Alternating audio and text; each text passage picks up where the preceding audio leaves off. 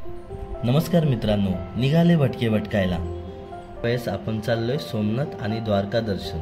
अहमदाबादवरून रात्रीची सोमनाथ एक्सप्रेस पकडून आम्ही सकाळी पोहोचलो वेरावळ स्टेशनला. या स्टेशनपासून सोमनाथ 3 किलोमीटर अंतरावर आहे.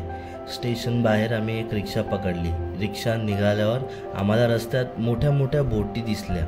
मंदिरात जवळच्या एका धर्मशाळेत आम्ही सकाळी अंघोळ करून त्याच रिक्षावाल्यासोबत आम्ही सोमनाथ दर्शनाची सुरुवात केली. सोमनाथची दुपारी 12 वाजताची आरती आम्हाला घ्यायची होती, म्हणून आम्ही साईट सीन करायचं ठरवलं आणि त्यात होतं पहिलं कामनाथ महादेव मंदिर.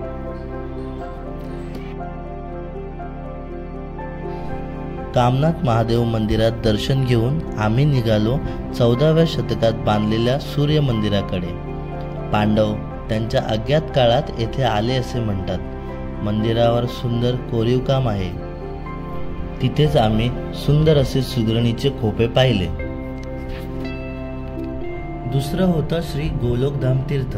तिथे श्री गीता मंदिर, लक्ष्मीनारायण मंदिर, कृष्णचरण पादुका, बलदेवजींची गुफा, गोलोक घाट, काशी विश्वनाथ मंदिर, महाप्रभूंची बैठक आणि भीमनाथ मंदिर हे सर्व पाहायला मिळालं.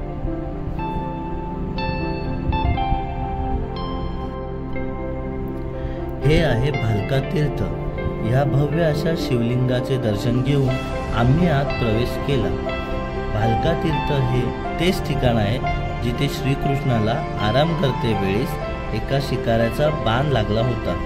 उजव्या पायाला बाण लागल्यानंतर श्रीकृष्णाने पृथ्वी सोडून वैकुंठात जाणे पसंत केले अशी आख्यायिका सांगितली जाते.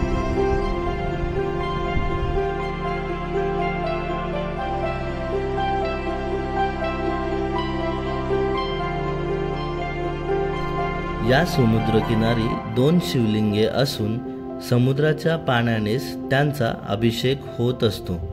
हे आहे बाणगंगा. इतिहासात असे आहे की श्रीकृष्णाला पायावर बाण मारणारा शिकारी जरा या शिवलिंगाकडे युद्धनौका नेत असे आणि येथूनच त्याने श्रीकृष्णाला लागलेला बाण सोडला होता. मग आम्ही आलो जुन्या सोमनाथ मंदिरामध्ये. हे मंदिर सोमनाथच्या सुवर्ण इतिहासाचे प्रदर्शन करते. राणी अहिल्याबाई होळकर सोमनाथच्या इतिहास, संस्कृती आणि वैभवाने प्रभावित झाल्या होत्या. काही कारणाने या महान मंदिराची नासधूस झाल्याने त्यांना दुःख झाले. त्यामुळे राणी अहिल्याबाई होळकरांनी सोमनाथ मंदिराची पुनर्बांधणी करण्याचा निर्णय घेतला. यानंतर आम्ही मूळ सोमनाथ मंदिरात गेलो. तिथे मोबाईल कॅमेरा अलाउड नसल्या कारणाने आम्ही फोटो आणि व्हिडिओज काढू शकलो नाही. पण तुम्ही कधी सोमनाथला गेलात तर तिथे फोटोग्राफर असतात, त्यांच्याकडून तुम्ही फोटो काढू येऊ शकतात. तर मित्रांनो, हा सोमनाथचा ब्लॉग तुम्हाला कसा वाटला हे कमेंटमध्ये नक्की कळवा. नेक्स्ट ब्लॉगमध्ये जाऊयात द्वारका. तर बोला हर हर महादेव.